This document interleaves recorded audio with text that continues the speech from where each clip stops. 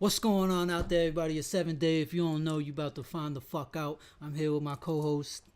This is Aeronatus H. Will Williams. We'll just keep it at H. Will for right now. I think that's a little snappier. That works. And thank you for tuning in to the first show, the first episode.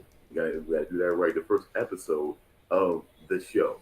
Indeed. Our nod, our acknowledgement to hip hop, and we're gonna talk all things hip hop and try to be all things hip hop if we can be, but at least we're gonna do some talking. hmm So Just our little contribution to the culture that gave us so much, in the right way, though. exactly. Let's start off with a little bit of background, though, man, so people get to know. How did you first fall in love with hip hop? What is the first thing that put you onto it? Wow. That is a great see that that's why I'm loving this combination already. That's a great question, and very few people ask that question. I can definitely say that while I do acknowledge the history, of the Sugar Hill Gang and so forth, and Africa Bambaataa, but truly for me, what connected me to hip hop initially, what really kind of spoke to where I was, Run DMC when I was a kid, Mm, seeing how they dressed, seeing how they talk, seeing how they, seeing how they just move along with certain things like that. That was the point that really got me like locked into, hip hop in a big, big, big way. And then, it just kind of went on from there, honestly. But yeah, that was the really the start where I was like, yeah, like this speaks to me right here. hell yeah. That should connect a lot of people. It speaks in a way that a lot of other music really can't speak. I like the way that it does that, you know what I'm saying? For me, it was just, I came up in around the same era, man, but my brother was a little bit older, so he was bumping all that shit, like Daisy Dukes and KRS-One and all that shit. So I got put onto that shit pretty early, but like personally, I came in like the DMX era, the Big Pun era, when I really got into that shit. I was like, yo, this shit is fucking dope. You know what I'm saying? Just the way they was flipping the lyrics and shit and everything really blew my fucking mind, man. The way the wordplay and everything. I was like, yo, I ain't never heard nothing like this in my life. It's like a whole nother level of poetry. That was back in the day, though, Well, man. Like, Prodigy was on the radio with no chorus.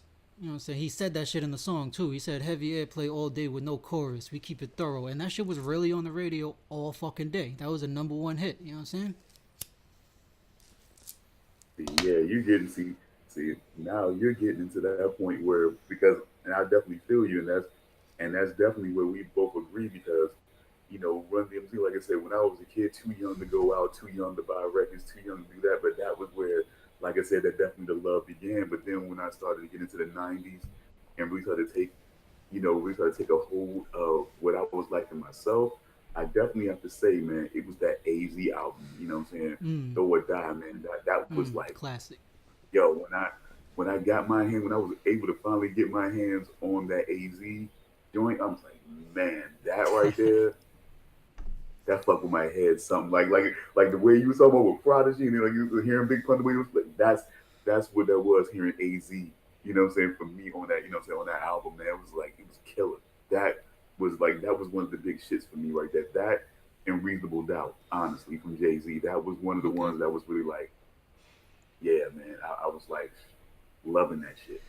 AZ, big shout out to AZ too, man. He don't really get a lot of love. Nobody really bring him up, man. He's nice. Kid is nice. Everybody knows he's nice, but like I don't know nobody that really brings him up, man. So big shout outs to you too for bringing him up, man. Same. Oh no problem, man. I'm telling you, man. Like that's the one thing that people are gonna find out about us when they get to know us and start listening to these shows, man. Is that we're real hip hop heads, man. I don't play around about this, man. This is I grew up as hip hop, grew up, man. Even though it was a little bit older than me, and what I'm saying everybody was that music was really getting out there, but it's like I really kind of came along as hip hop was coming along. So yeah, man. If you don't mention AZ, man, in my opinion. What I'm saying I'm worried about how much you really know about MCs, man. If you don't mention the AZ, man, there's no way you can not talk about. I know what hot lyrics are about. I know what bars are about, and not mention AZ. There's no way. Yeah, man. That's a common thing I run into now. Like a lot of the younger cats say they got bars, and I'm like, you definitely don't, bruh. You saying the same shit that was old that these niggas said in the fucking '80s, and it was old back then. You know what I'm saying? Like a lot of niggas just I don't know, man. I think the standards are lower today, so people think they're better than they are, so they get more shine than they are. You know what I'm saying? Well, yeah, I definitely, it's definitely been something that I've been talking and writing about for a while. I felt like I think that a lot of people are intimidated by somebody with great skill. It's like to know that there are guys like Nas out there, to know that guys like Jay Z out there, to know that guys like AZ and Kara's wanted to seem to have this, and even guys more today like a Kendrick Lamar or J. Cole. It's like you get intimidated by a guy with that kind of skill. Yeah. So that's why I think a lot of people are more resigned to sort of prop up somebody who has way less skill than that. So that gives them that hope that maybe they can get on and get money and gain a little bit of notoriety with much less skill than someone at the level of a J. Cole or or Kendrick Lamar or even a Royce the 5'9". You know what I'm saying? Once again, but I hope I get some shout outs from people out there because I'm mentioning Royce the 5'9". Because it's one thing to mention the Eminem, in my opinion, but to mention Royce the 5'9", I mean, that dude is absolutely vicious. You know what I'm saying? When Mm-hmm. properly motivated, that dude can be absolutely vicious on the mic. And Mm-hmm. I mean, it's just people are intimidated by that, and they don't want to have to live up to that level. So if we like these other guys that don't really say much, if we like these guys that don't know how to ride a beat at all, that just say, you know what, fuck it, I'm just gonna say what I'm gonna say, and even if it don't match up or ride or compliment the beat at all, I'm just gonna do it, and it's gonna sound good because I'm marketable. It's just yeah. Mm-hmm. That's like this nigga Blueface came out. You saw when he first came out, he couldn't even rap. He couldn't even stay on the beat. But for some reason, he got the hit, right? So it's like, all right, man. Came out with that. Oh, but you know why he got that hit. You know why that shit is popping right now. He's a fucking Cardi B is why that shit's popping right now. yeah, man. Cardi. Yeah, she pretty much dominated and killed that whole song to where I gotta be honest, I only listen to that song to hear her motherfucking part because she goes so hard and so nasty in that shit. Yeah, man. It's like goddamn, how you let one female kill all y'all motherfuckers on this track, man? No misogyny or anything like that. I got great respect for females and their skill. Don't get me wrong, but I'm just saying, like, damn, one female come in there and just fucking cement that song for you, man. It's crazy. Yeah, man. And also bringing it back. Big shout out to Royce, dog. I think I've been putting niggas on to Royce since back when he was fucking with Eminem, and niggas didn't want to believe me. They only cared about Eminem, right? But now all of a sudden, yeah, he's popping, and it's about time because he deserved that shit. You know, he been putting in a lot of work. He's stupid nice, and Oh yeah, man. honestly, Oh yeah. like, When you, yo, he put oh, I'm out sorry. Go ahead. the Book of Ryan. That album he put out is definitely one of the best albums in hip hop history, dog. I would say just in music history, period. It's a whole different type of thing. It's not even hip hop. It's like a fucking movie, dog. From beginning to end, every track seamlessly flows into each other and continues the story of his life, and it tells his life like it is an actual autobiography. That shit is some whole other shit that I really ain't heard nobody else do like that to that level. Man, you know what, man? That is definitely well put. And then I would just piggyback off of that and say, man, how many motherfuckers you know now?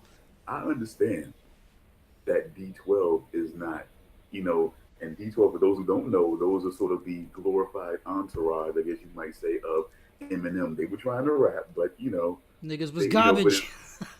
it, okay. Well, you know what? See, that's Except Proof, every once in man. a while when I get a little timid about saying those things, I'm pretty sure my creative partner over here, he's gonna pretty much put a nice little period on that one, and I guess he did that just now, folks. So just watch for those. I mean, But shout out to I'm, Proof I'm though. definitely gonna say, huh? Proof though, he was nice. Proof.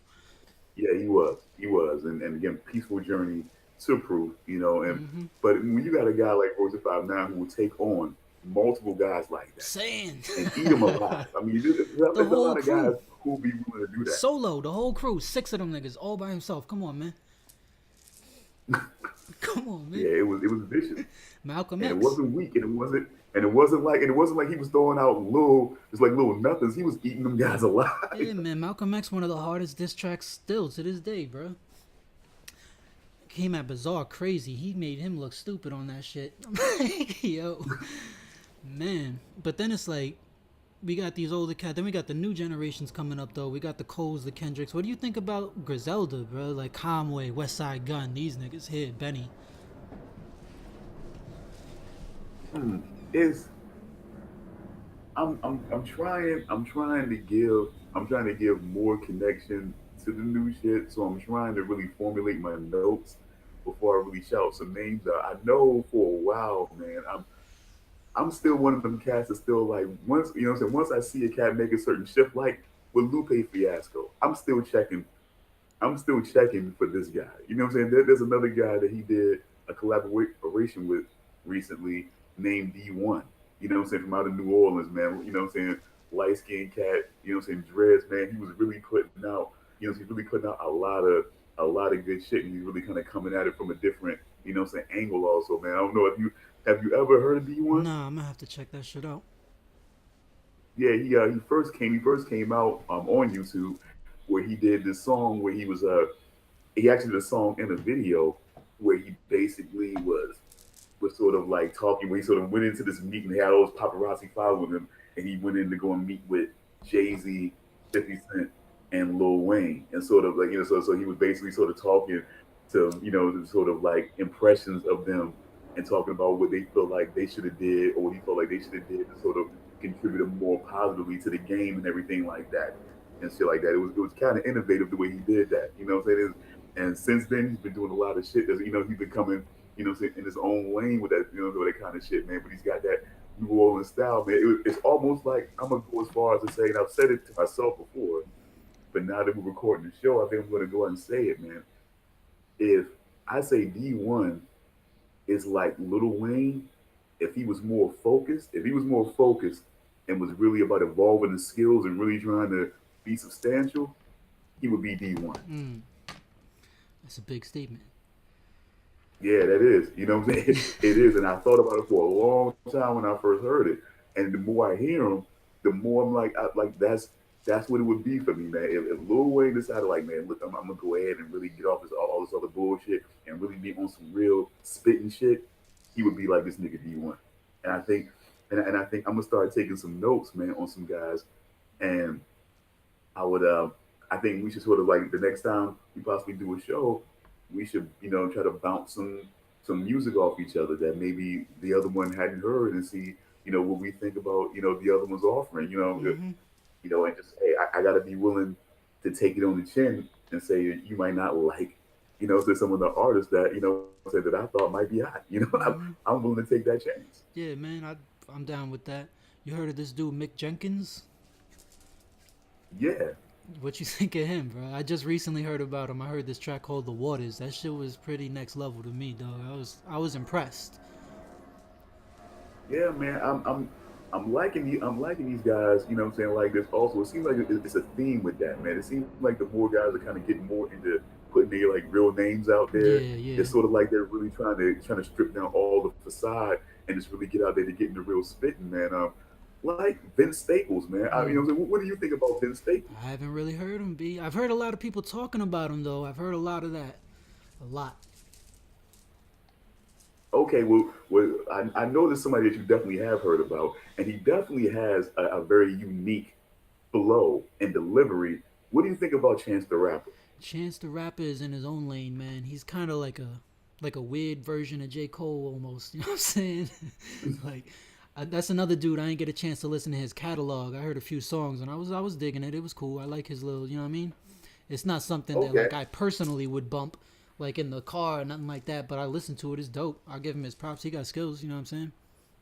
okay. Well, now I'm gonna go. Now I'm gonna go a different way, and well, not a different way, but I'm gonna go another way with this, like somebody who's even a bit more unique than that, man. I'm gonna throw out there Childish Gambino. Mm. That kid is a star, bro. He got all the skills. He could sing his fucking ass off. He could write dope lyrics. He can rap too. He could spit. He got bars. So it's like, man, that kid. I would say he's going places, but he's already there. You know what I'm saying? I'm saying. So it's like I don't. There's not really much else to say. That nigga nice. You know what I'm saying? Yeah, and that Atlanta show, man, is like I fucking love that show, man. The the TV show. I don't know, man. I don't watch too much TV. I'm all music, b. No time for Oh, okay. movies. Well, well, he executive produced a show called Atlanta, man, where it's based on music, man. He plays this guy called Ernest. You know what I'm saying? Nickname well, basically Earn for short. You know what I'm Mm-hmm. saying? It worked. You know what I'm saying? Worked sweet like that, right? But he played. You know what I'm saying? He's trying to figure out his life, man. Trying to get up some money and shit like that, man. He got this daughter, man, and this girl. They sort of like it's like weird on and off situation when he's got his money up and he can stay there. You know what I'm saying? He good to stay there. Otherwise, he got to find other places to chill out. Mm. And then he's got this cousin, that basically is out there trying to rap and whatnot, call himself Paperboy and shit like that. He was starting to get hot in the streets, man. The song went viral, people starting to get on. He started to try to manage, his cousin Paperboy and, try to build his career up and shit like that. So a lot of the story was kind of surrounding, that type of situation. Word, word. I think I seen previews. It had like a hustle and flow kind of art direction on it, right? Yeah, it kind of does. Yeah, but he actually won. He actually won a Golden Globe for that shit. As a matter of fact, man. Mm. That's like fuck. I don't even know what the fuck that is. That's like I know Grammys, right? The Grammys is for Yeah, movies, the right? Grammys is like the Grammys would be like the big shit for music. You know what I'm saying? The Oscars would be like for the movies. You know, what I'm saying, for the most part, but the Golden Globes is like for movies and TV. But he won like the Golden Globe for having like the best, TV show. Okay, You know okay, what I'm saying, and whatnot. okay, okay. I know 50 Cent going for that with his shit. He got a few shows now, man. But the shit is kind of, you know what I'm saying? But the shit he got going on with that Atlanta shit, man, is really kind of funny. And it's like so fucking, it's like so fucking real, man. Oh boy, man, Lakeith Stanfield, man, the nigga's been in a couple of, movies, man. He's like the role that he plays in that shit is, it's Darius, man. The shit is kind of tight, man. You know what I'm saying? The way everything was kind of working, man, and like just kind of dealing with a dude that's trying to get on and trying to be a rapper, but still trying to keep it, real and all the pitfalls that he get into when he try to keep it real and shit like that. Like he don't understand, like niggas are starting to see him as like a fucking star, and he still think he can kind of be out there, Yeah, yeah, roaming the streets like like he regular, like he's still a regular dude and shit like that. It's yeah. all kind of fun to see how that shit So you unfolds. gotta realize you're a target once you get that. Once you get out. Like even a little bit. When you out there doing celebrity basketball Yeah, tournament, man. celebrity basketball games and shit like that, and motherfuckers seeing You that, can't go it's home like he after just didn't that. understand, You huh? gotta move after that. You can't go back to the hood after that, man. Yeah, this nigga, this nigga Paperboy dog, he could just walk, or he could just walk, get himself some chicken, just go out there chilling, man, and got fucking robbed by some little young niggas, man. Yeah, man. You see what happened to Nipsey Hussle, bro? That shit is real. You can't fuck around like that. You know what I'm saying? I appreciate shows like that though, man. They celebrate the culture. You know what I'm saying, in a positive way. Definitely, and that's definitely with Donald Glover, by the way, aka Childish Gambino, was trying to do, and definitely is trying to do with that show.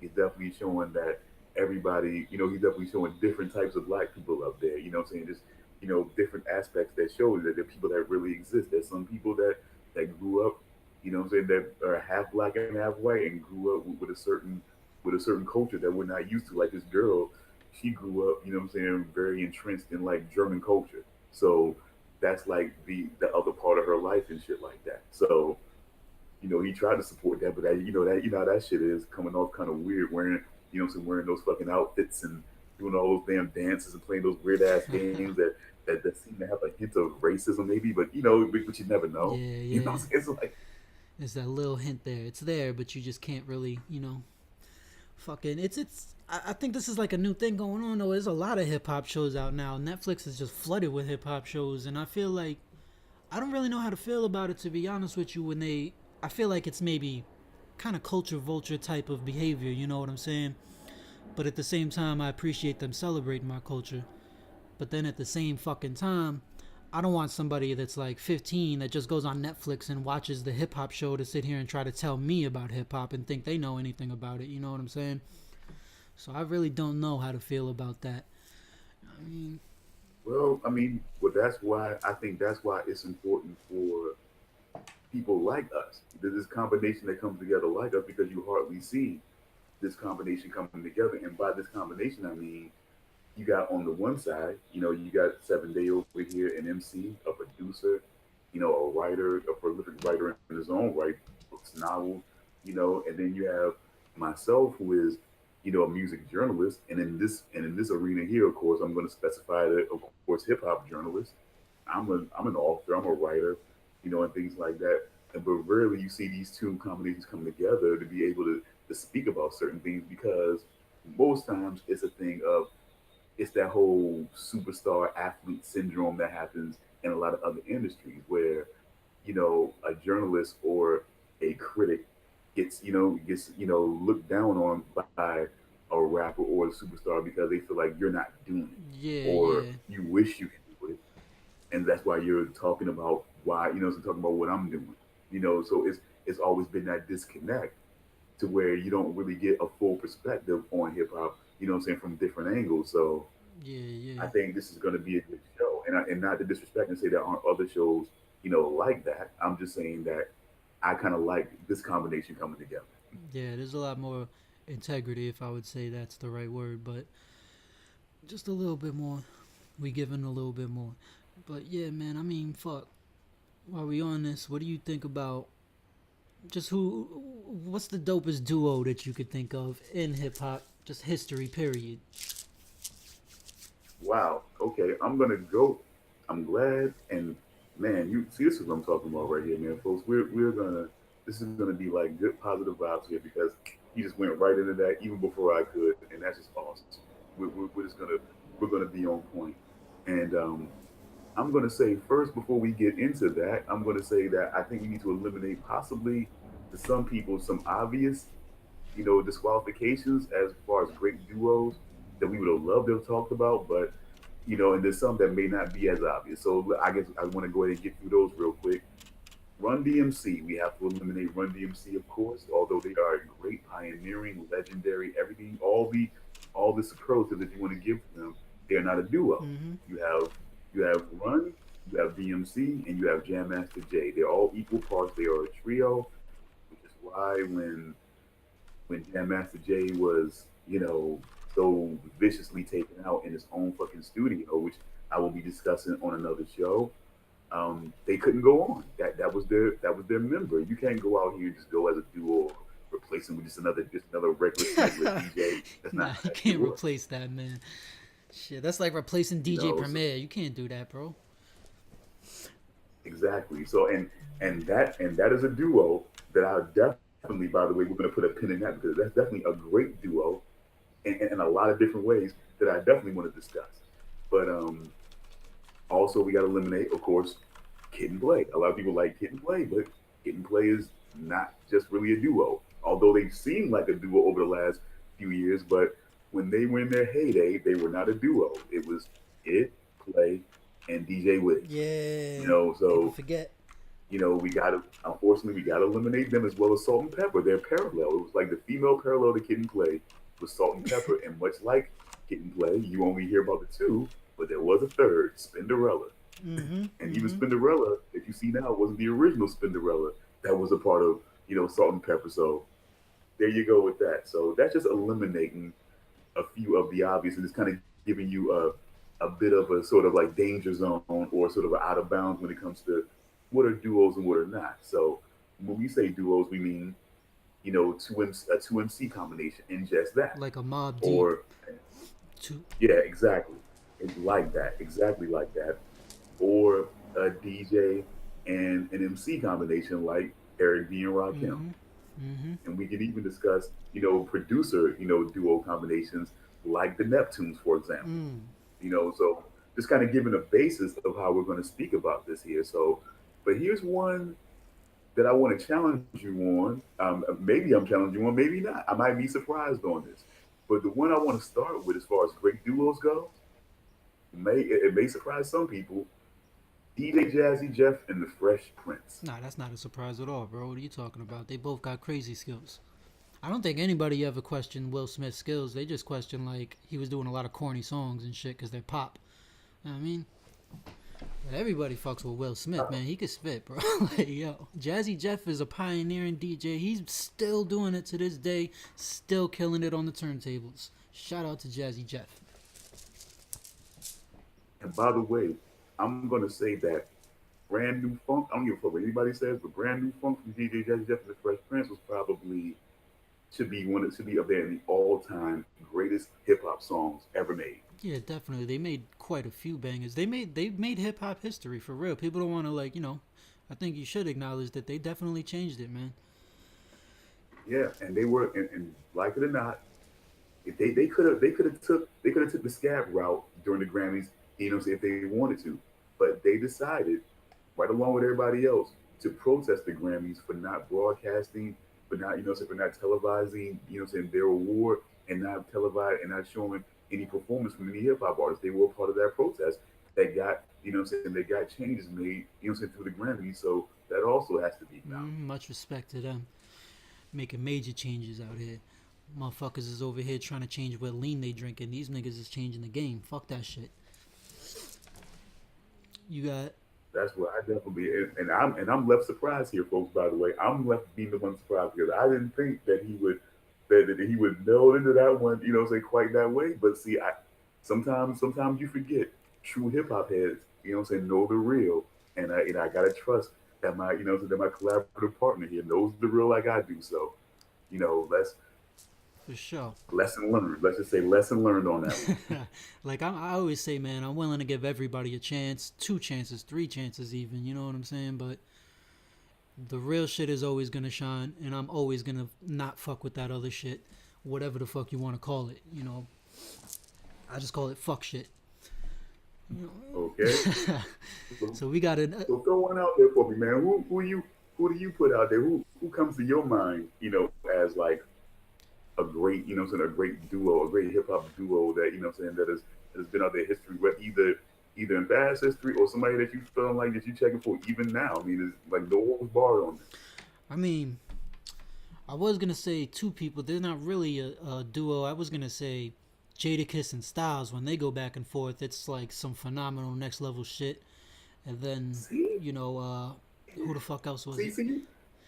you connect on this, man.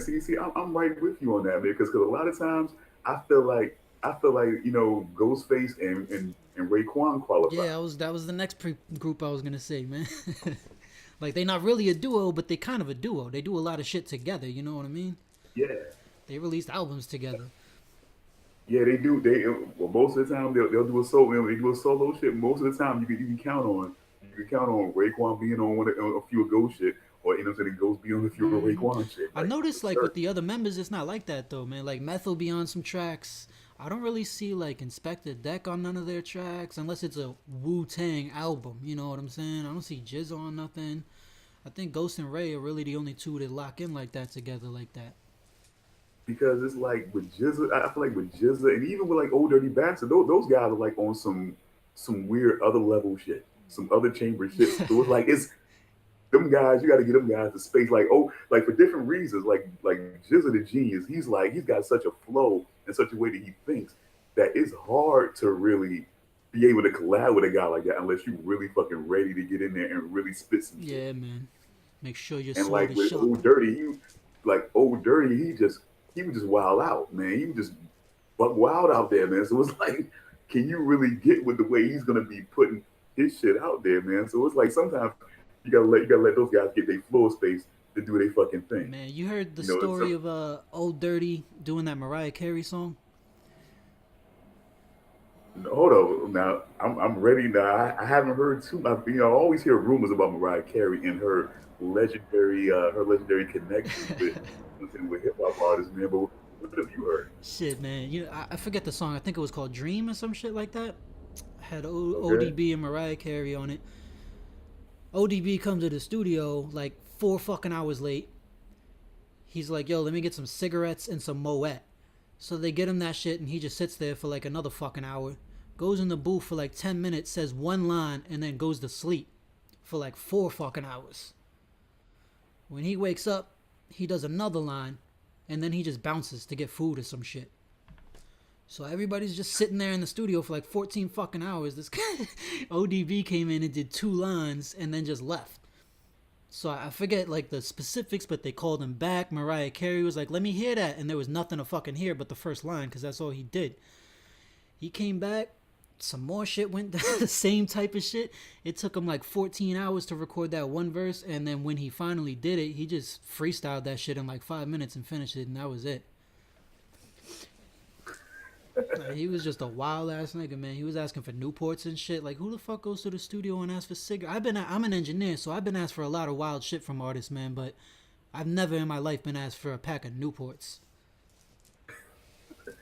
But look, that's what you gotta understand. That is a guy who on MTV, he was on MTV cameras following him around in a limo with his wife, you know, and his kids. He goes to pick up his food stamps. I remember that, yeah. That's back when it I wasn't mean, even the this is card; it was actual stamps too. yeah, you know what I'm saying. But he had his ID, and that is the and that is his album cover for his debut album. You know Yeah, what I'm saying? Brooklyn Zoo. His food stamp ID. Say, Are you serious? that's another classic, man. You know what I'm saying? Another solidified classic in history. ODB, just his character alone is a classic in hip hop history. You know what I'm saying? I put him up there with like Cameron. They kind of like characters in this game. You know what I mean? They stand on their own. They could have Definitely. TV shows if they wanted to. You know? That is definitely ODB is ODB, Big Baby Jesus, whatever you want to call him. Is definitely a guy who lived on his own terms. I can only say one of the funniest things that I ever heard from him was that he was on, I believe, TRL or something on MTV, and somebody called in and asked him, other artists are out here doing stuff for their communities and things like that, even money, and he was like, what are you trying to do for your community? And this man simply said, nothing. Oh shit! Like, what has my community done for me? Right? Shit. I'm just like, yo, that is fun. Okay, well, look, all right, so let's let me take a chance here, man. Let me see what you think of Run the Jewels, man. Killer Mike. He's kind of like his style is real, original, is unique. I like that. I like the way he comes off his flow. He could definitely spit. And his producer, who the fuck was it? Who's that group? It's Killer Mike and Like I say, it's a duo. It's a rhyme duo. It is featuring this new LP. yeah, yeah, LP. Okay, he's from back in the megahertz days back then. I remember him from like copyright and all them niggas. But motherfucking yeah, he of course his beats is fire. You know what I'm saying? That whole angle is tied up tight. I just a lot of the topics that he talks about I don't vibe with. You know what I'm saying? Like he talks about weed like it's a thing. You know what I'm saying? And I don't feel like that. So I just don't relate to it. So I don't fuck with it. But at the same time, I acknowledge that that shit is dope. They got skills, bro. Oh, okay. I definitely feel like they definitely come from a different angle. Mm-hmm. Definitely shout out to Killer Mike and Trigger Warning. I definitely was very interested in his series there. I hope that Netflix can see the way to get back to a second season. It was very interesting what we were trying to do there. But also, I just felt like, man, Killer Mike, man, was I definitely feel like, and this is also going to connect once I'm done kind of talking about Killer Mike a little bit more. It'll also weirdly connect into a truly great duo that I want to discuss, and that would be Outkast. Mm. Um, but when he started out with Outkast and everything like that, and killed the whole world and killed his part on the whole world, a lot of people, might not have been able to go out on their own once he came out with his own song and Big Boy co-signed on it, and he was just going out there. A lot of people might not have been able to survive with, so just kind of going out there and doing their own thing. Yeah, But yeah. he's figured out a way. What I'm saying? He stayed, he stayed true to what he wanted to do. And he's always somebody that ever since he got on, I've always been checking for Killer Mike, and and that's all thanks to another great duo, that was out there, Outkast, man. I would definitely say Outkast for me. I would just start off by saying Outkast for me, along with Ti, and Goody Mob. They definitely made me have a healthy respect for for Southern hip hop. Yeah, yeah, for sure. And where I was having some issues before, with them and another great duo, which I also want to discuss and put a pin in them as well, UGK, Mm. R.I.P. 8 Ball and MJG, another group that I want to also put out there, and possibly discuss because I mean, we can do this for as long as we want. So if we have the time and we have the energy to discuss them, I want to discuss them because those are definitely groups and also but individuals. I want to make sure I acknowledge along with Pastor Troy and and guys like that. They gave me a healthy respect for for Southern hip hop. Man, they let me know that shit go hard. Mm-hmm. That these motherfuckers can think. It ain't just saying random shit or repeating the same shit over and over Laffy again. Taffy. You know what I'm saying? But you can really say some shit, Mm-hmm. and they did. Yeah, man. They motherfucking did. Journey the Pimp C, by the way. When I say other people say rest in peace. I say peaceful journey because we don't know, what fucking happens when it goes dark. So with certain people, we don't know if it's reincarnation or some other shit. So that's why I say peaceful journey because you don't know what path what I'm saying going on the other side is going to take you. So Yeah, yeah. I mean, I pretty much agree with that. You know what I'm saying? I was same situation. I wasn't really into the southern rap. It was fucking stupid to me, man. It was just talking about nonsense shit that we don't do in New York, like drinking that lean and all that shit. Screwed up and chopped. They slowed down all the beats. We definitely wasn't fucking with that in New York. But in the South, that shit went heavy. When I went down to Florida, they fuck with that shit, and that's where I kind of, it's always around. You always hear it. You get familiar with it. Your your barriers go down a little bit more. You can hear it more openly. That's when I really started to realize some of these dudes can really spit out here, man. They really putting thought and time into their music, and it's good quality fucking music.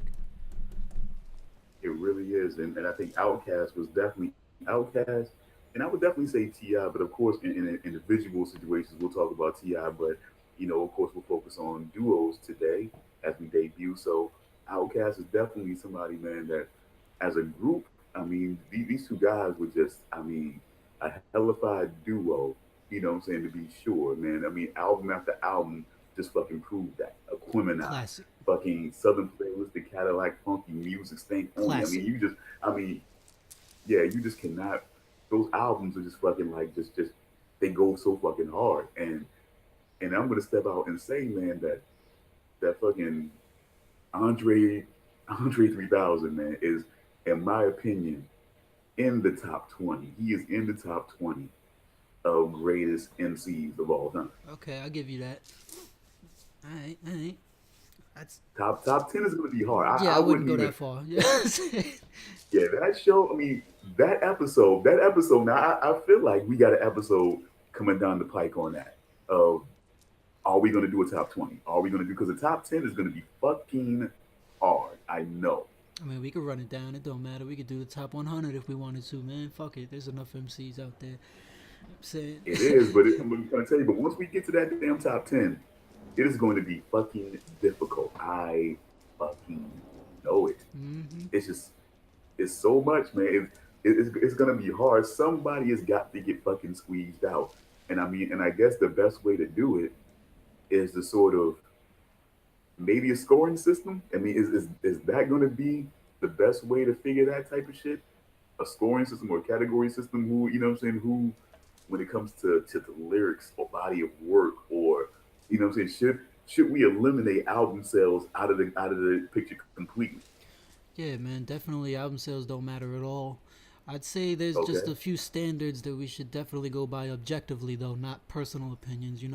The stage okay. presence, mic presence. Can you cipher? Can you freestyle off the top of the head? Can you write a song that people can put their mind into and come back? Can you write hooks? Do you have, what I'm saying, all these different things? Can you ride a beat? Can you flow? Do you have delivery? All these rules that people forgot still apply to being a dope MC. You know what I'm saying? So we could look at it like that. We could take points off, points on, whatever the fuck, going based on these merits. You know what I'm saying? Just who's really nice. Okay, and I'm gonna take this moment where he ended to say to compliment my partner here because I don't I'm hoping I'm not speaking out of turn when I speak a little bit on our private chats here because we have our virtual office and we have a little private chats, but he was he was a little concerned that he felt like the way he measures his words as he put it very profoundly that he might so that he might take away from the entertainment value of the actual show if we went live. But I gotta say, I don't know about anybody else, but I gotta fucking say that hearing him, I mean, I don't think I think live would have worked out completely well. So although, hey, like like I said before, recording it is absolutely cool with me. But I'm just saying it's on the complimentary tone that, I think he would have absolutely did well live, and I don't think it would have been any fucking problems though. So Word, we could do them live from now on. That seems cool to me too, man.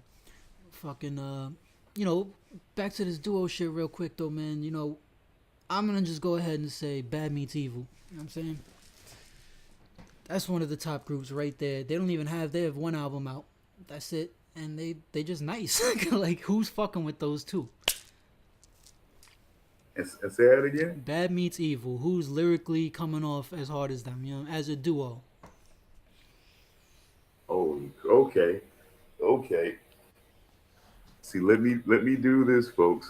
Let me do this because I've heard that name. I've fucking heard that name, and I just gotta fucking make sure that my mind is working the right way because sometimes, I may think, okay, I may think it's one thing, and I may be completely wrong about this. So before I, Well, while you're doing that, I'm gonna take another piss break. I'll be right back. oh, no problem. I'll keep it on. Oh, okay. Yeah, oh, of course, of course. I do apologize, folks. Sometimes I was being kind of lame here. I was being lame, and I do apologize for that because I'm sitting here thinking that I didn't know and I didn't want to go, but it is.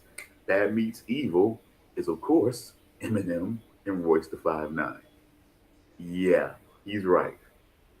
You're not going to get a more vicious lyrical MC combination than Bad Meets Evil. Eminem and fucking Royce the 5'9". Yeah, you're going to be hard pressed to put together two MCs that are going to give you as much range and as much skill and as much you know viciousness and thought and intelligence as Royce the 5'9" and Eminem. Detroit Rock City's finest, right there. I mean, yeah, you're gonna be hard pressed.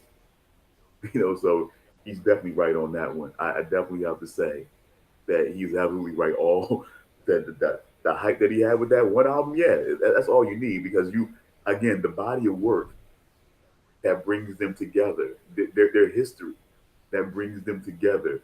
That one album, anytime they want to come up with another album, is going to be on some shit. You know that.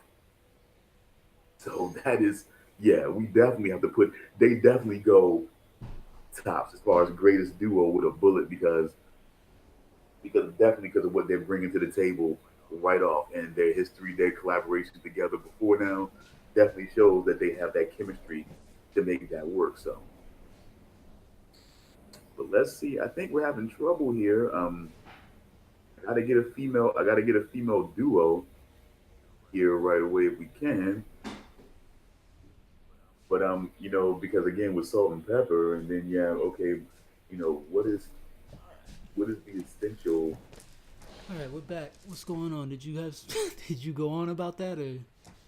Oh yeah, I did, and I didn't want to jump out there and be wrong, but then I looked it up, and then of course I was right that it was, as I explained, Royce the 5'9" and Eminem, Bad Meets Evil, and yeah, I totally agree with you. I mean, their body of work, their history, their collaborations together before, their chemistry, all of that to know one album, what I'm saying?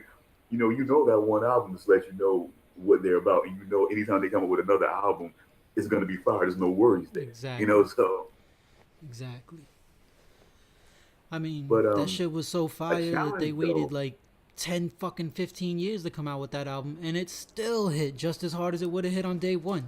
So it's like, come on, man. I mean, that's what skills do. When you have those skills, man. I mean, it just doesn't matter, man. Some of those guys, like a Big Daddy Kane, I feel like, Mm. man. Some of those guys, they don't lose that skill. They just have that fucking skill, man. Yeah, man. You see Marley Marl still rapping, man. If you go to his Instagram, you see him kicking freestyles every fucking day in the gym, man. I was like, Wow, word? He's fucking brolic as now that fuck is now, what you too, call man. pioneering. And if you don't know about that, folks, you don't know about that. You need to check.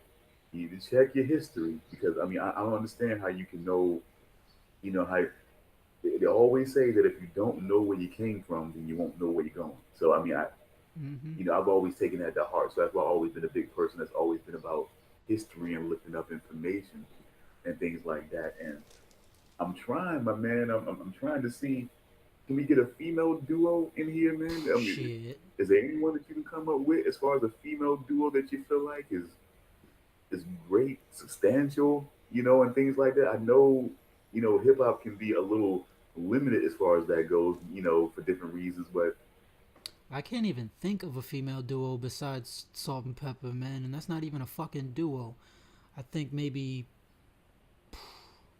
I can't even think of a female duo to be honest with you, man. Who else? wow. I know a lot of solo female MCs. I can't really think of one off the top of my head though. A duo besides Salt and Pepper, yeah. But Wow, that is really I don't know. Is that is there? really trouble. The best thing I could come up with in my mind, man, when I start just flapping through my history, man, is like I Oaktown 357. Okay. Okay. They were initially started out as MC Hammer's, what I'm saying, background dancers and everything like that. And it was two of the girls, and they started coming out and started rapping. And I know one joint that was kind of popping in the streets for a minute was that Juicy joint. Yeah. Yeah. You know, if nothing else, girls like this probably were the pioneers for girls like the city girls that are out here right now, and Yeah. a lot Yeah. of these girls that are doing a lot of popping and twerking because it was like that. So I mean, it's kind of hard. It's kind of distressing a little bit, man, to feel like that we can't come up with a now. And at some point, I guess we're going to have to give a little bit of acknowledgement to the ladies at some point, and at least give some individual love to some of these female, MCs that have been out here doing their thing. Mm-hmm. You know, shout out to my my secret crush, not so secret if people start listening to this show, but special shout out to Jean I Grey. was just I about to say that, man. Yeah, she's a crush. She is a crush. I'm telling you, if I was a single man, I tell you, man, I would fanboy for her. I truly would. I mean, she's nice and she's kind of fly as shit too, man. I'm not gonna lie, bro. And Yeah, I'm like, she don't that's even what I'm like saying. use that at all. She don't use her sexuality whatsoever. So that's major respect to her for that. She just hold it down and get busy. I mean, like Yeah, so you were so I saying, so I man. feel like at some point we definitely got to give some individual love since we're having such a hard time with this here. I mean, I can only come up with Oaktown 357 and maybe um but see that's not really BWA. I mean, you got to say something, bitches with attitude, but I mean it's Maybe we just like that's come back always to an really all female special episode on like fucking Mother's Day or Valentine's Day or some shit, you know, something like that. okay. You know what? That sounds pretty good. That sounds like something. At least at some point, we can definitely get back to. But let's see here, man. Now let's go ahead and do cover this, man. Look, Gangstar, Mm. Gangstar. You know, we definitely whenever we bring these up, I mean, last but not least, whatever you want to say, whenever you mention Gangstar, I'm sorry, you're not. I'm not doing this disrespectfully because I just want to get them other people out of the way and get those mentions in. But Gangstar is definitely somebody that when I was coming up as a young teen, that was definitely mass appeal. You know what I'm Yeah, saying? yeah. Manifest. I mean, come on, man. I mean, that was just ah like Gangstar, man. I mean, they were just. I mean, that duo, that what I'm saying, that skill, that smoothness of a motherfucking guru. Yeah, You man. know, Fit real was well on them fucking jazz interesting. samples too, man. Yeah, man. I mean, he showed you that he could still be him and still and take it to a whole new level. That jazzmatazz shit, man. I mean, look, you got to be able to appreciate the art of hip hop and the art of what he was trying to do Hmm. to really get that, man, and still be him and still come with the lyrics, man. And DJ Premier, I mean, Don't even need to say what nothing can you say about that. about this Yeah, guy? man. What can you say about this guy? That man is the ultimate legend right now. Motherfucking Guru, nice as fuck. Everybody know they set the precedent a little bit back in the day, man. They was really the group, you know what I'm saying? They took the game for a while. I mean, I mean, take it personal, in my opinion, man. Take it personal was one of the more intelligent, but still hard as fuck joints that was out there, man. Man, take it personal was my shit. which one is the one with they in like a courtroom on the album cover? Which one is that? Oh, the name of that album? Yeah, I think it's orange too. The color of it is some shit, or brown or some shit like that. But I think it was, Damn. Okay. yeah. You know what? This is why I love doing this, man. And folks, I want you to understand who I am. I'm very much a person that is all about being transparent. I'm all about look. If I don't know something or if I'm not sure about something, I have no problem with looking it up because I'm not the all knowing, all seeing. You know, there's certain things that escape my memory, Hmm. that escape my purview. So, you know, you just gotta I mean, that shit happens let's see everywhere for here. everybody, man. I'm a fucking audio engineer and I gotta Google shit constantly. Like, I'm a professional sound problem fixer and I'm constantly looking up solutions on Google. I say I'm like a professional Googler almost, you know what I'm saying? So we are definitely going to get into the discography and we're going to find that exact I think it's Moment of Truth, if I remember correctly. But I'm fucking terrible with names, though. I don't remember my favorite artist song names, you know what I mean? I just know if I hear the song. that but I think you are I, I think you are absolutely. Oh yeah, moment of truth. You are right, man. This Word. man, this is what I'm trying to tell you. That was my You're shit. you're, you're fucking good, man. I mean, you're on point. I mean, look at this guy. Money. Hmm. That was my shit, I man. think mine. Let me check this track list out here because I think Above the okay, so Clouds he's was on liking this. that. So see this,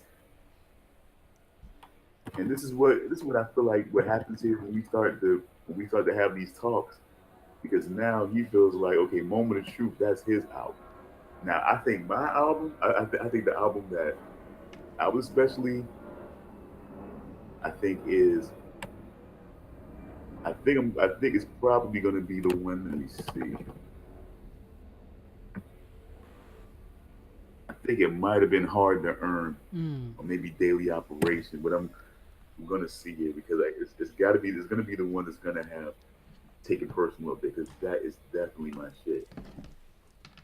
Oh, the wig is on hard to earn. So yeah, Max Appeal is up here too. So Hmm. yeah, okay. So hard to earn is definitely it's definitely a big one. Suckers need bodyguards. Oh yeah, so yeah, this is okay. Yeah, yeah. This is definitely what I'm saying one of my shits right here. But Take It Personal is definitely one of my all time favorite songs from Gangstar. By the way, Hell yeah. I think Above the Clouds is probably my favorite, yo. That's just some classic shit, some New York wow, shit. that's what's up. Even though Primo was from It really Texas. is. It's okay. I'm sorry. Go ahead. So just that was wild. Like he got associated with that New York sound, but Premier's from Texas. You know what I mean? So it's like that's just weird, but that's dope. It's just a little fact, a little nugget. You know what I'm saying? But sometimes you can get. Sometimes it happens like that, man. Me, I was born in Riverside Hospital in Newport News, Virginia. But like coming up, man, I had like a lot of like New York influence, from down this way, man. It was like a couple of times I know personally, and I don't know, man, you probably gonna fucking bug out when when you hear this fucking story. But the last time I can remember coming to New York when I was a kid, man, I was like a little kid, visiting some friends, my mother and my sister's father and what and I thought was my dad at that point. But we'll just say, for the point of being a little kid, I thought that was my dad. So we all go to visit their friends. They got kids. we go outside to go and play and shit like that. So it's their neighborhood. So we playing like they play. So they went out to this like seemingly abandoned car and shit like that. They, it's their neighborhood. So they sit in the front seat, they drive, and we in the back seat. We act like we all riding and driving in the car, right? Next thing you fucking know, after a while, I see this fucking like cut off gloved hand with a damn spiked bracelet, white, white hand, reach to the window and pull my sister out of the car by her The hair. fuck? Yeah, man. Apparently, some multiracial street gang was extremely pissed off that we were playing around in their fucking car. Mm. I had never been so. I was scared, but I was also kind of pissed off that this guy grabbed my sister by her fucking hair, man. Yeah. She couldn't have been no more than like, she couldn't have been no more than like fucking 3, 4 years old at that point. And me, I was probably like fucking 7, Mm. you know. And it was crazy. You know, we ran in to go and tell them what had happened. You know what I'm saying? My dad came outside to try to see if they were still out there, and they were gone and shit. But the that was like the last fucking memory. You know, that's like the only fucking memory that I have of visiting New York. Other times, my mother telling me, yeah, we went. She had a hospital. She had a hospital sheet from to the New York hospital out there, and also fucking I had a fucking I love New York teddy bear since I was a kid, but other than that, it was like the New York drug dealer craze coming down to Virginia. My mom was connected into that, which lets me know that she has a real fucking connection to New York. Way more than I know about. Yeah, yeah. Because when she had her drug issues, she was really connected with a lot of dudes that would come down from New York and was dealing drugs down here, and sort of had that dual citizenship. That when things got too hot in Virginia, they head back to New York. When things got too hot in New York, they come running back down here to Virginia, Yeah, shit yeah. like that. So it was a lot of that going on, and a lot of hanging out with them during my fucking formative years, even before I became a teenager. And then another dude that was from New York and whatnot that I was hanging out, real hard with, man. That was like my fucking big brother for a while. So it was like I had a lot of fucking New York influences down here, man. I fucking suffered a lot through middle school and high school for being a New York Knicks fan, a New York Giants fan in Virginia. Imagine being a New York Giants fan and you're in Virginia, whereas like Dallas fans or fucking Washington fans around here and shit like I that. mean, shit. Imagine being a Knicks fan at all. We don't even fuck with the Come Knicks. on, man. I didn't want to say it. I didn't want to fucking say it, You know man. what I mean? Shit. That's like being a Mets fan. You know what I mean? It's like, all right, man. No, but see, I know now. See, I learned the poetry as a kid, man. I learned the whole code as a kid about that, man. At least from the people that you know what I'm saying, that I was looking up to.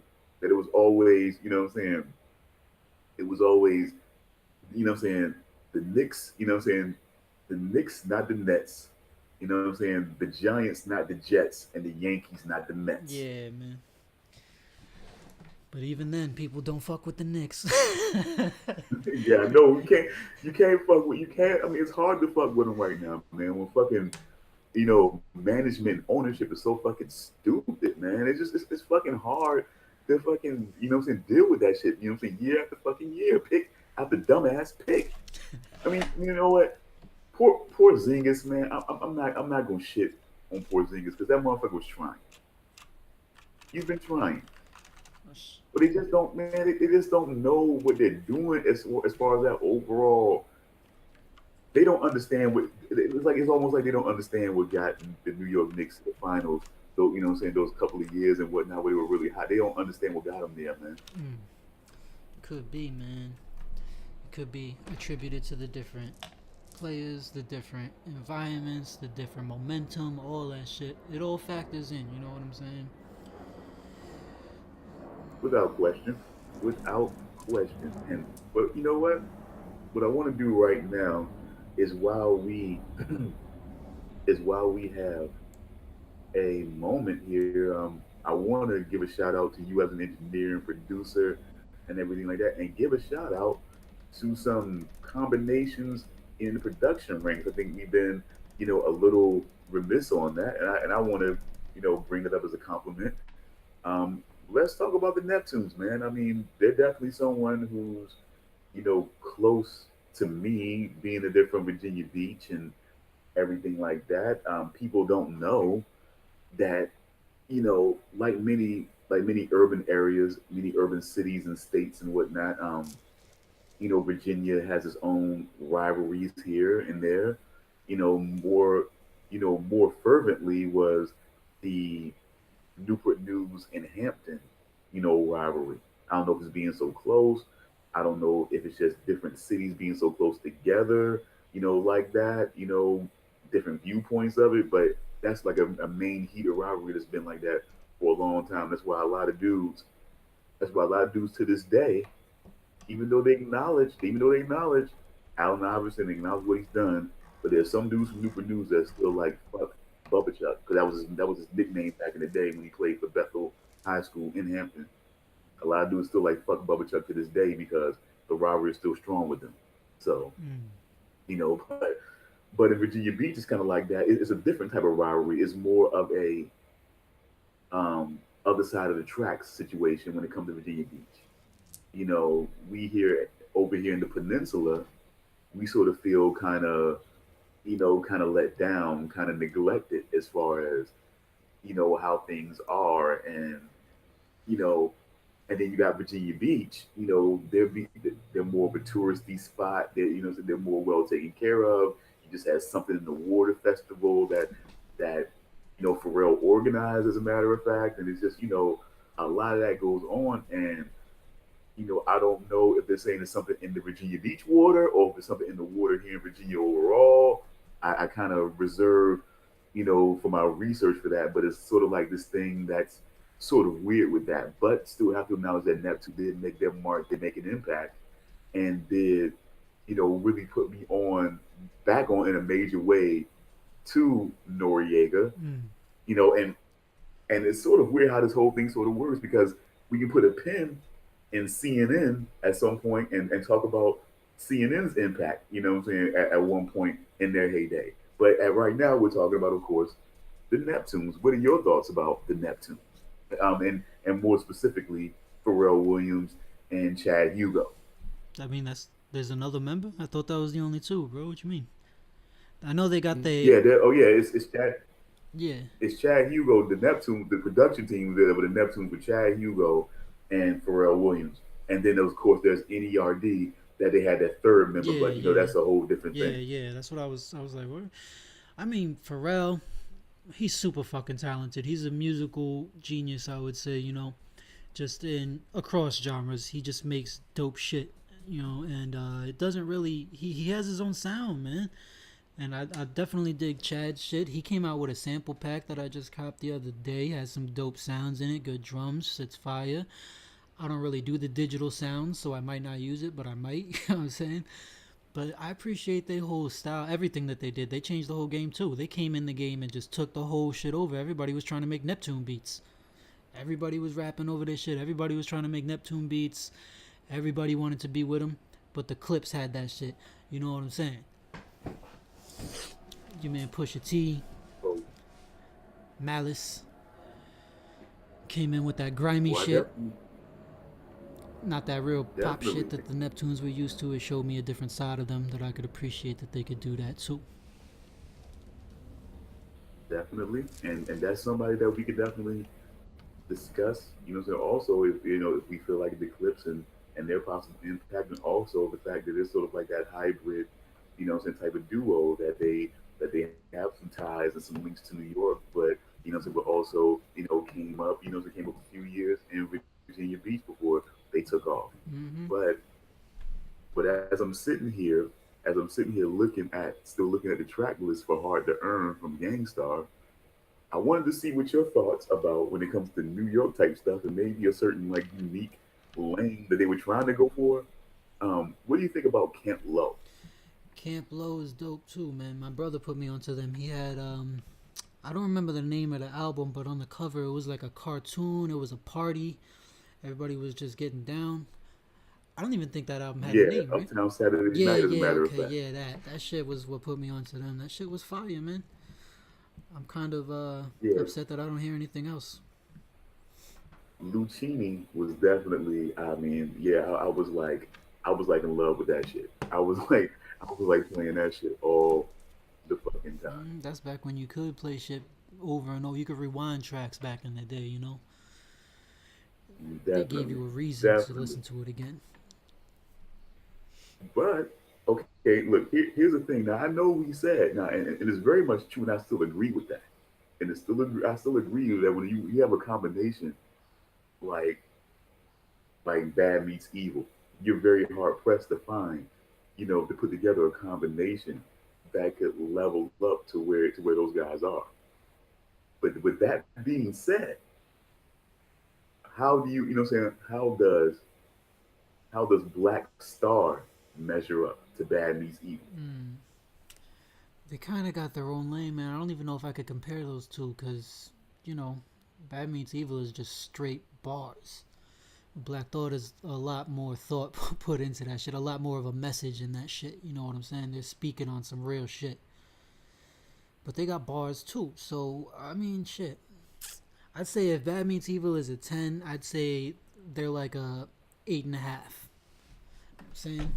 Okay, okay. And for those folks, and again, folks, forgive us sometimes because once we start locking in as hip hop heads, we can speak on certain things and say certain titles and say certain albums and songs and we'll automatically know exactly what the other one is talking about. But for those of you who may not understand who Black Star is, Black Star was like a major combination coming together of MCs Most Def and Talib Kweli. Mm-hmm. And again, so again, look those guys up, look at their body of work, so you understand, what these guys are bringing to the table. So when they came together as Black Star, it was just, it was something tremendous. And yeah, you're right, they got their own lane, and it's almost like what Bad Meets Evil does.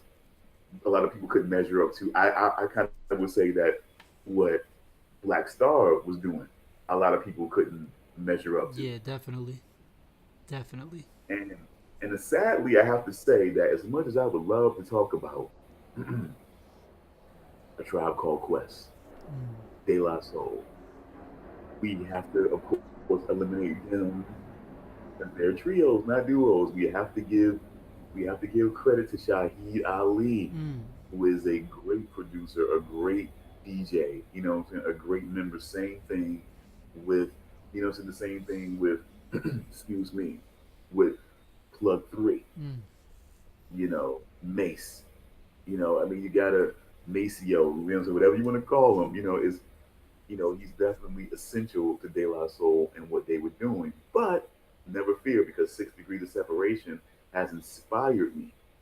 Because now we can talk about possibly I don't know, man. I mean, these two guys are unique, I think you could say. I think the guys have a lot of aspects that just make them hard to gauge, man, but they're quite a combination. Yeah, man. And I don't think anybody Redman else. and Method Man. Man, they got their own Huh? lane too, man. Shit. I was gonna say, like, I don't really think anybody else to this day really came on the same level as the Black Star shit was, man. You know what I'm saying? That was some real monumental shit. I feel like that's Well, like not if that Rakim cloned himself and then teamed up with himself, kind of like, you know what I'm saying? It's like some super group, real super group shit. Like, and it's only two of them, nigga. Like, yo. and that is crazy. Like I said, and that is definitely. I do got to say, man. I mean, that's why I've always loved. I got both of these solo efforts. You know what I'm saying? When, by the way, I mean, and that's weird. Okay, 6 Degrees of Separation. Once again, I love how this plays in this show. So, because it wasn't really a solo album that Talib Kweli put out at that particular point, that I'm the one that I have that I love. It's the train of thought. You know what I'm saying? The oh my god, why am I forgetting the damn name? Train of thought, eternal. Oh my god, why am I forgetting the damn? But it was um, what I'm saying, Talib Kweli and DJ High Tech. Mm, mm. Damn, shout out to High Tech too, man. He been putting it in too. Yeah, that was a combination also, and yeah, and the blast. Not only did you hear, High Tech bring a banging ass beat to that damn blast joint that what I'm saying that Kweli was killing, then you also get to hear him spit on that. Yeah, man. Motherfuckers don't know High Tech rap, son. He got on a few Little You Brother know, tracks too. Little Brother's another great. That's not really a duo either though. They got Ninth Wonder in there, so I mean, fuck. yeah. It's hard because you want to talk about dudes because the combination of the MCs are like, and you want to be able to talk about them, man. But it's like I definitely get you on that, man. It's like you want to be able to talk about these other combinations, but it's like, damn, there's always that one essential part in there, man. It's like, You see, they just got back together, right? They about to do some more shit. Looking forward to that. Some new Little Brother after how long? Shit. yeah, it's been a while. Well, let me. Okay, you know what? I'm gonna go. I'm gonna take a little bit of a bit of a sharp turn here because I'm kind of going new style here a little bit. The Cool Kids, man. What you think about the Cool Kids? I don't know, man. My brother listens to that shit. I can't say I've really heard too much though. I do gotta say, man, that Bundle Up. I do. I was feeling Bundle Up. You know what I'm saying? And Bubble. You know what I'm saying? Them tracks. I do like. I like the way them dudes go. There's another group that I was checking for. There was another dude I was checking for a minute. Kids in the Hall. Yeah, yeah, I remember that. I forgot who the fuck was in that group though, man. Wasn't that Tyler the Creator shit? Nah, right? That was a show he had or some shit like that. He had some shit going on. What the fuck was his shit? Who was in that group? He had the Loiter Squad. Yeah, You know what I'm yeah, saying? Going on that yeah, Adult yeah. Swim shit though. Yeah, okay, that's what I was thinking. Yeah, yeah. I'm just trying to. I'm really trying to get some combinations out there. But look, man, let me. I gotta say here, man. Redman and Method Man, man. What do we think about these two guys? You know what I'm saying? Their combination. I mean, shit, these dudes is both monsters on their own, and Method Man still spitting to this day, consistently fire. To this day, he never fell off. That's a very reliable, like Jadakiss. You can rely on him. Every single verse is gonna hit. You know what I'm saying? Redman, he still go off. Still, to this day. You know what I'm saying? So it's like you put them together and they get the little like weed vibe going on and shit. It's a whole it's like them solo, but they got a little sauce or whatever the fuck going on there, and it kind of elevates them to another level that I think is higher than they can do on their solo. They kind of bring the best out of each other, and I appreciate what they've done for the culture too, man. Blackout is another classic. You know what I'm saying? In their live show, folks, if you have never been to a live Redman and Method Man show, you have missed out. You have to truly be excited, to truly have dudes get involved, to give they, you know what I'm saying, to give they sweat, you know what I'm saying, to give they sweat, you know what I'm saying, equity out there, man, you know what I'm saying, to give you a fucking performance, man. That's what those guys was doing out there. Yeah, man. You know what I'm saying? And that's what the guys were still doing out there when they were propping up a possible How High 2 featuring them, and then they got fucking bullshit. Yeah, let's not even bring those guys up. Motherfucking. Oh no, we're definitely not gonna mention any names. That's like a We're not disgrace. gonna. Oh, I'm I not can't gonna believe mention they any did names, that. but I will fucking mention Man, that's like what changing kind a of Cheech and idiots. Chong movie to somebody else, man. Get the fuck out of here with that. You know what I mean? Shit. Yeah, and the thing that really kills me about that situation, though, real quick, because I'm not gonna mention any names, but I mean, I just feel like this is kind of. I want to take a moment to take one little small shit on the producers in the studio. Like, how in the fuck do you have a motherfucker be in a movie called How High 2? And it's well known that he don't smoke for real. And Red and Meth wanted to do that movie for a long ass fucking time too, man. They were talking about it for a long time. I don't know what happened. Performing live shows. Performing live shows and having everybody shouting out How High 2. Yeah, You know what I'm saying? everybody Like, wanted it, man. Everybody wanted that shit. That's a class certified hood classic. How high? That's one movie that I did see. You know what I'm saying? But definitely. shit, man, they do the performance Definitely. though. You get what you paid for when you go to the. You actually get a show, and it's not like these. A lot of these rappers out here, they're not actually performing, man. Some of them, they'll just stand in one spot, walk around, hold the mic up to the crowd for half the song, and then some of them even go so far as to play the song and then rap to it, not with the words, not even the instrumental. They'll just play the actual song and then just rap along to it. I'm like, get the fuck out of here, man. Why can't you afford to have your instrumental? Why is your DJ playing your song? That shit sounds terrible, man. That's a super amateur shit. Hate that shit. It's I think it's more. I think it's more about. I think it's more about, you know what I'm saying, kind of keeping themselves on track to make sure that they don't fucking forget lyrics, man, while they up there, man. I'm gonna tell you, man. Look, I'm gonna drop this one line real quick, and then I'm gonna run and get my charger so that I don't fucking, exit this show, it's too early right now. But I'm gonna drop this, man. Arsenio Hall, when the Arsenio Hall show came back on the air for a little bit, and Rick Ross was performing on there. And he was doing a sort of Biggie. I think he was doing one of Biggie songs. Mm. You know what I'm saying? There was a certain angle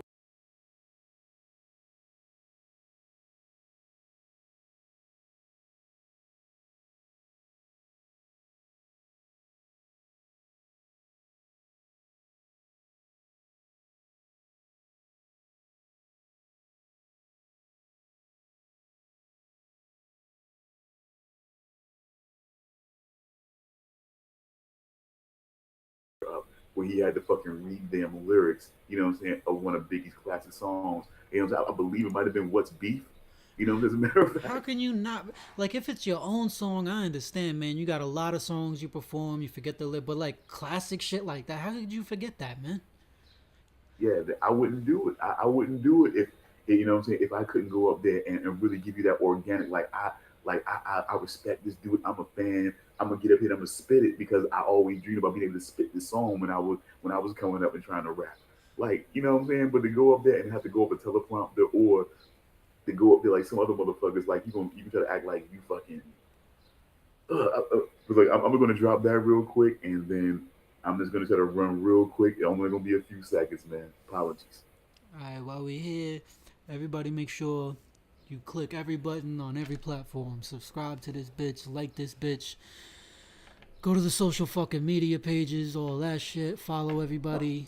At the 7 Day Productions. We got the Delinquent Studios accounts on YouTube. We got everything. I'm at 7dayisland.com if you need beats, engineering services, anything like that, man. And we got more exclusive videos, and we got more on the way.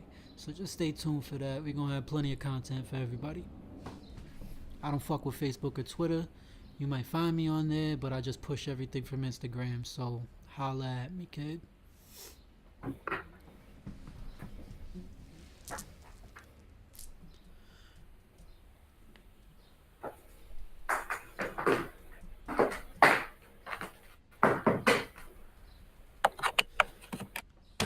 And then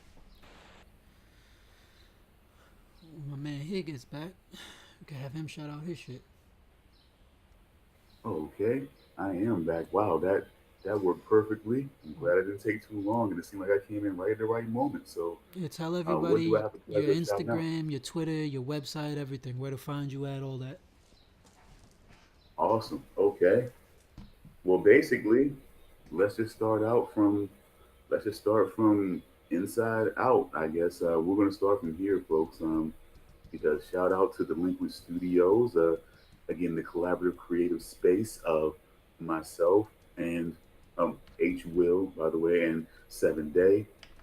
We can be found on Facebook, and that'll be, of course, and our handle is at Delinquent Crew, and that's spelled CRU up there. And on Twitter, we're at Delinquent underscore Crew, spelled the regular way on Twitter. We can also be found on our YouTube channel, which, by the way, Mazel fucking Toph, my partner up here, he was the first one. He hit it first, folks. He got up there and got an upload first.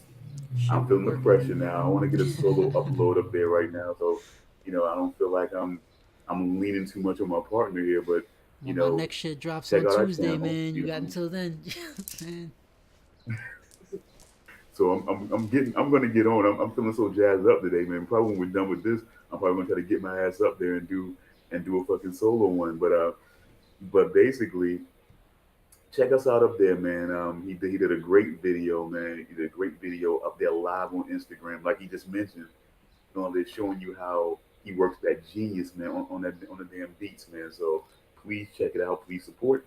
Please give us some subscriptions, man. We will keep trying to put out quality shit like we're trying to do right now. We're going to be constantly working. So I wanted to make sure that granted that there. Now, for most people who may know me, know Mainframe Magazine.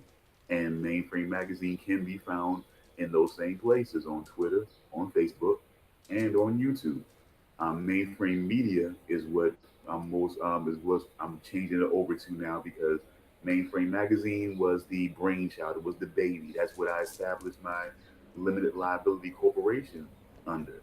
Which, by the way, folks, which is smart moves. Because now that we're doing the Delinquent Studios thing and the show and everything like that, now that everything's official and we're moving forward, it's housed under Mainframe Magazine LLC, protected under this limited liability corporation as intellectual property and shit like that, folks. See, we can play those corporate games too.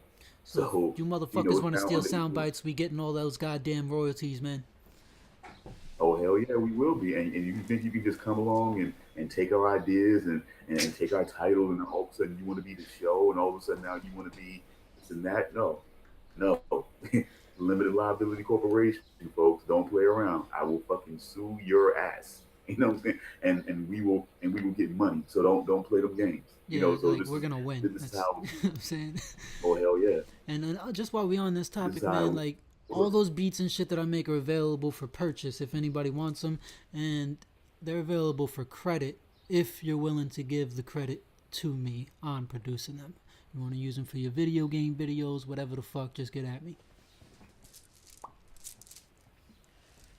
absolutely, folks. I mean, because this is what you have to understand what we're doing here, folks, is that we're trying to, take we're essentially trying to make sure that we're gaining shit for ourselves here. This is what all these endeavors are all about.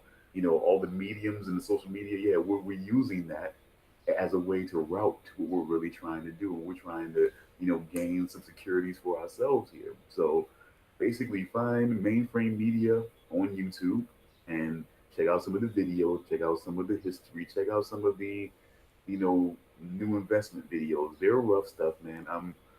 I'm creative like that. So when you see me on live stream on YouTube, whether it's on Mainframe Media or on my personal YouTube channel, which is Herodotus Williams, basically, I'm just gonna be doing some creative, wild, rough stuff, man. Sometimes I like being able to just put a camera in front of me or take the camera along with me as I move different places and do different shit. Sometimes I'm just gonna do just a really personal video about something, or just kind of basically what I'm trying to do here is trying to create different spaces where we can do different things. The Mm-hmm. Mainframe Media page is going to be more of the place where I want to try to do a lot of the features, a lot of the interviews, and things like that. And just have fun with it, man. We can do whatever we want to do. Like I want to feature my creative partner over here. He's not just my creative partner doing podcasts. The guy's an MC. He's a producer. He does fucking beats. He sits here and creates beats and shows you how to do it. Gives you an 8, 9, 10 minute video. And shows you how to do that shit. That's the kind of genius that he's working. Why wouldn't somebody want to interview this guy?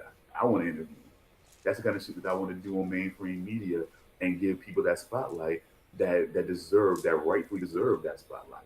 And and then Delinquent Studios will be the creative shared space where we can do a lot of ideas, come up with a lot of different ideas and a lot of different ways to move forward. But I'm getting long winded here. But please just check me out and check us out mainly because I want you to be able to check us out as we move forward in this endeavor on a lot of your main media. I'm gonna start getting into Instagram pretty soon. I gotta stop being whack like that. Um, Stop bullshitting. I can let me figure this thing out and do it. I tried it once before and it just started to bore me, and maybe I wasn't doing it right, and I Nah, got a it's little boring, bro. and I got a little in my feelings. It's So let tedious. me. I think I'm gonna take a mentorship with my partner over here and figure out Instagram. Maybe I might feel a little better about it after that. And just to recap this, any like nerd out engineer audio shit, you definitely come to my solo shit. Any like other kind of nerd out journalistic shit, you go to his solo shit. And then we got the bridge right here in between. You already know the search links. And before we get the fuck up out of here, I wanted to go over one more duo. M1 and Stickman Dead Prez. Oh man, thank you so much, man. Thank you so much because I I almost fucked up because how could I not? Those guys are in my personal little CD case right now. That when I'm driving and I like want to pop my little classics in, man, those are the guys. Let's Get Free. Mm-hmm. Those are the, you know what I'm saying? Like that. That's like, oh my god, I love that album. By Yeah, the way. man. That's the one with Get Healthy on it, right? And Oh Assassination. yes, hip hop. You know what I'm Yeah. saying? The Animal and Man. I mean, it's just. I mean, there's so many tracks that you can just pull off of that shit.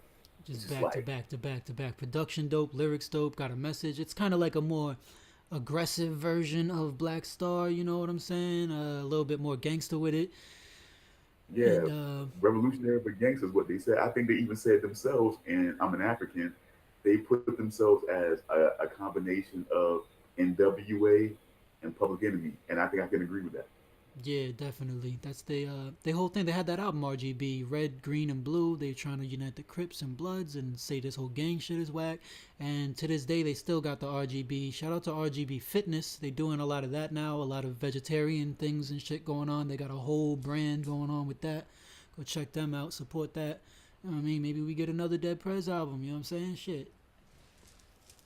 I mean, I definitely wouldn't be mad at it. And for those of you who don't know him, like Dead Prez, I mean, okay, if you look at Far From Over from Drake, he took a line from Dead Prez from the song Hip Hop. The opening line from Hip Hop, he took, you know, he took that and put it in the song Far From Over. So so whenever you hear Far From Over and you hear Drake say one thing about music, when it hit you feel no pain. Now most people might think it was about my line, and it was, but where he got that from was from Dead Prez, and where that line goes, one thing about music, when it hits you feel no pain. White folks say controls your brain. I know better than that. That's game. And we ready for So, that. I'm saying, man, that's like one of those classic lines. Though I heard a few people use that line. I know. and it's like, and that just shows you. But see, Drake right there is one of the more famous ones, and didn't really say too much, and that's why Dead Prez came out with a song where they basically took his beat from Far From Over and did they, you know what I'm saying, and did a redo of that joint where they, you know what I'm saying, and they just killed it, man. I fucking love them doing that shit. Hell yeah. And I mean, shout out to Drake for stealing flows all the fucking time. You know what I'm saying? Biting ass nigga. He's always stealing shit. Always constantly getting caught for stealing flows from the new cats. That's nothing new. I kind of like lost a little bit of respect for him after that. I can't really fuck with him like that, man. He does it too fucking much. I'm not gonna say the guy ain't talented, skilled. He's an incredible songwriter. He cranks out hit after hit. He can spit, but he just be biting too much, bro. I can't fuck with it. That's one of the golden rules, and I still uphold that. Like Ghost and Ray said on the Purple Tape, I don't want nobody sounding like me on no fucking album. Come on your own shit. That's all, man. And I mean, you gotta claim that, man. A lot of, I mean, and that was the thing. It was, and it's not even something that you really had to, you know, what I'm saying, you really had to claim back in the day. People wanted to come out and have their own style and have their own way, you know, what Yeah, I'm saying, to delivering and putting together a song, man. People, you know, yeah, what I'm saying, that's people what it was wanted that. about. Yeah, man. And nowadays, it's like everybody's just copycat. They're all the same fucking song. They all have the same exact flow, the double time. They put the space at the end of the bars. These niggas is even stealing ad libs. Fucking ad libs. They all like skirt, yeah. Like, why are you saying y'all like that? You ain't from the South. You know what I'm saying? Like, that shit is offensive to me, bro. Like, they fucking copycat ass, culture vulture ass niggas. The fuck out of here, man. They got no appreciation for the culture, no knowledge for the culture, no passion for the culture. They just making music because they making money and it's fucking fun. I don't respect that at all. Fuck these fuck niggas. Get them the fuck out of my culture. Straight up.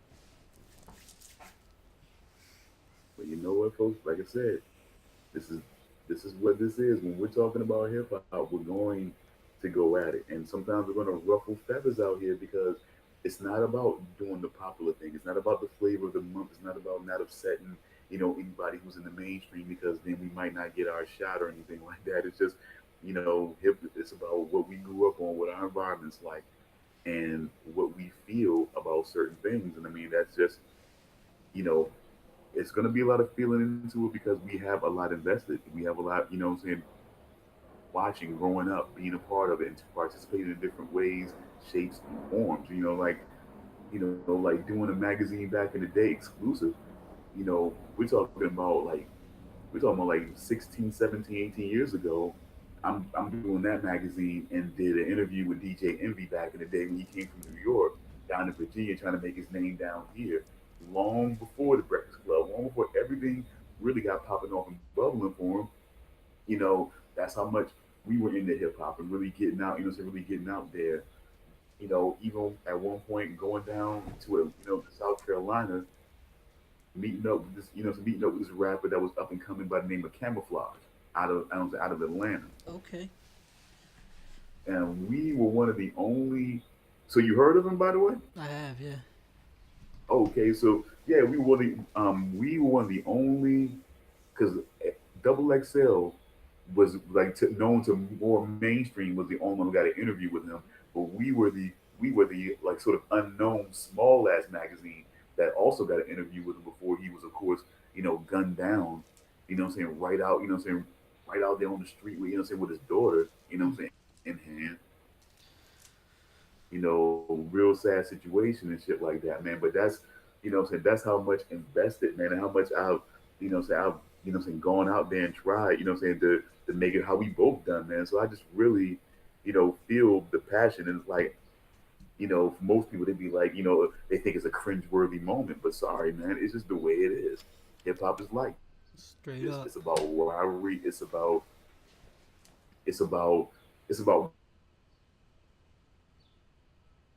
rashes. About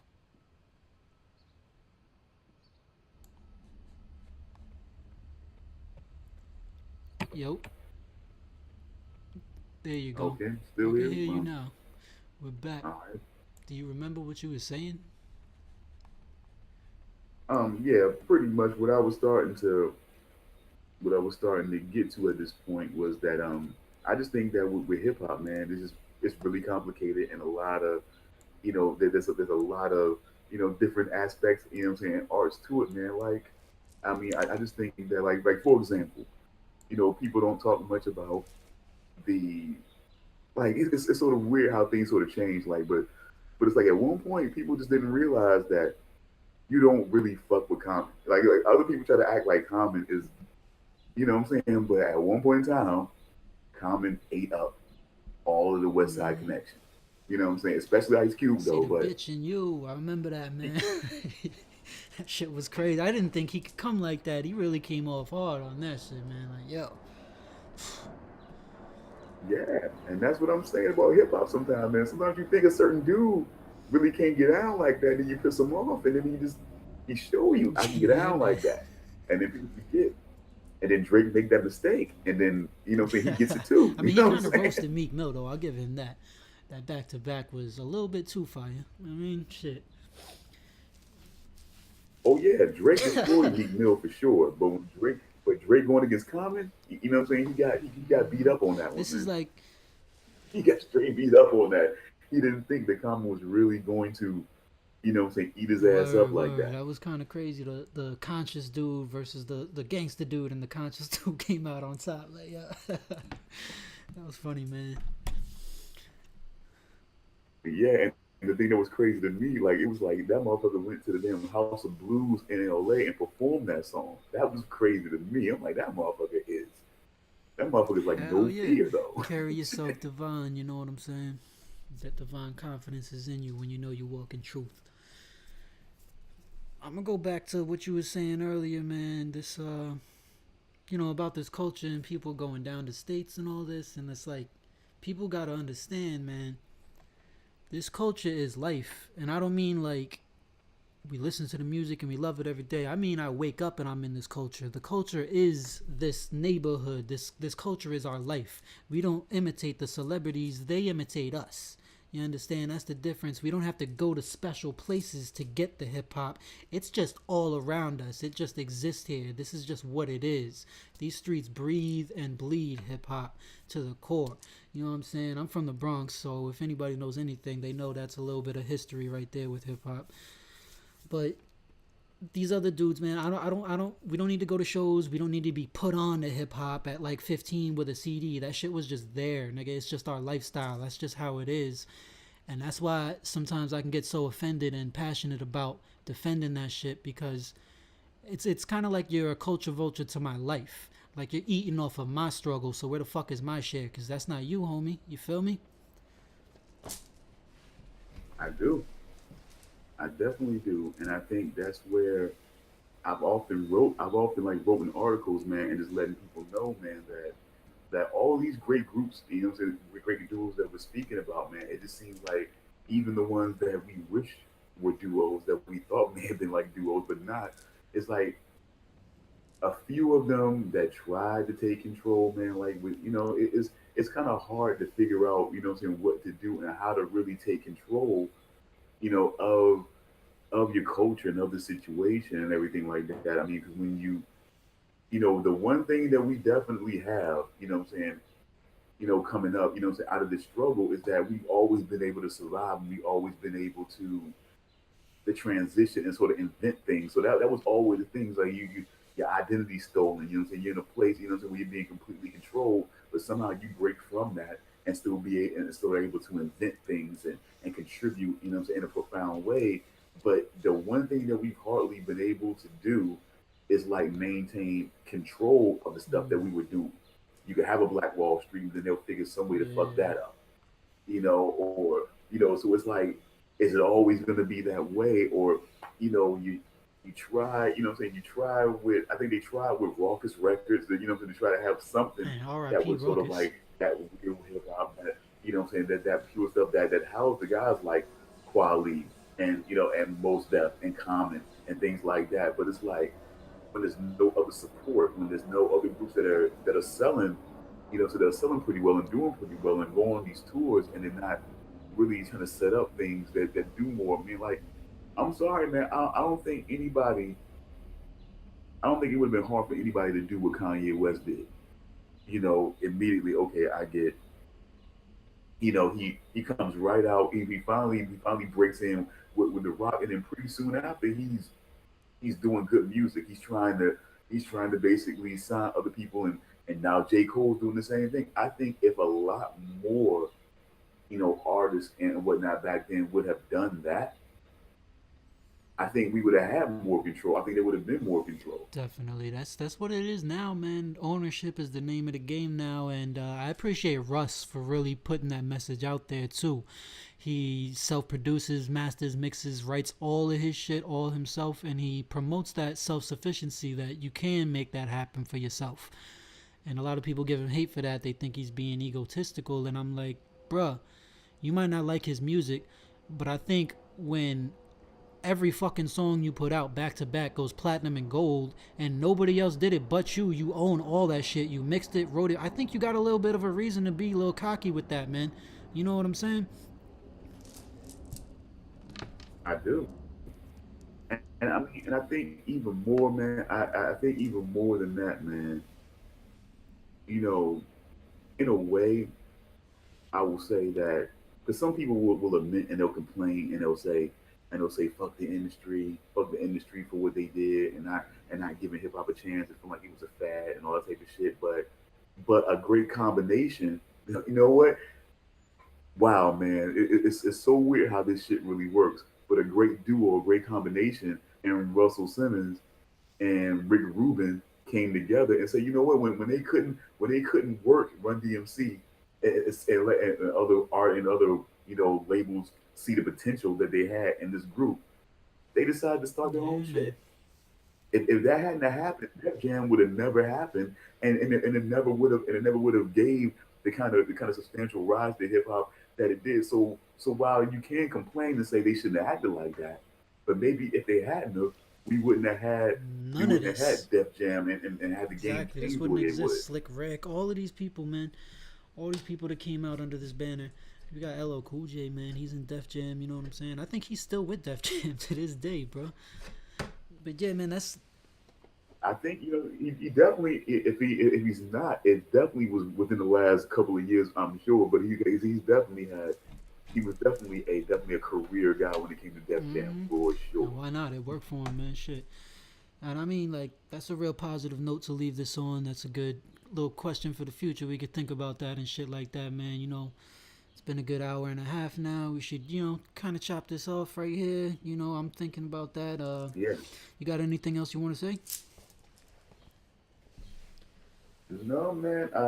I definitely would just want to say that I definitely like this idea. It was definitely great. I think when you talk about a duo like us coming together to try to do things that we're going to be trying to do right now, I think it was definitely appropriate. It was definitely entertaining in its own way to talk about, the other great combinations that have come together in different ways, shapes, and forms, and so I definitely enjoyed it. I definitely felt like I just felt this shit working like this, and it worked. It worked way better than I thought it was, man. Because I just think we get each other on this fucking level to where maybe with other shows, maybe you would have thought in other shows that you felt like it would have been a little more slowed down, but maybe it was only because of the content that was being spoken about in those other shows. It just really won't. It just really won't. You know what I'm saying? Want your cup of tea, and I think something that's more your cup of tea that you can speak to. It definitely brings a more. We can still have that same snappy show when we want to, but still be able to have that forethought. So, like I said, man, whether it's live or whether it's recorded, I'm enjoying this. I know we're gonna have that good fucking duo chemistry. So I'm definitely ready for the next one, folks. So please stay tuned. If you hopefully you like what we did. If you don't, we'll get better. But I'm liking where we are right now, and I only think getting better will make us just even greater, in my opinion. So that's where I'm at. All right. This has been 7th Day. And I am H. Will of Delinquent Studios, folks. Thank you for listening in, or those who will listen in the future. And we out of here. Peace.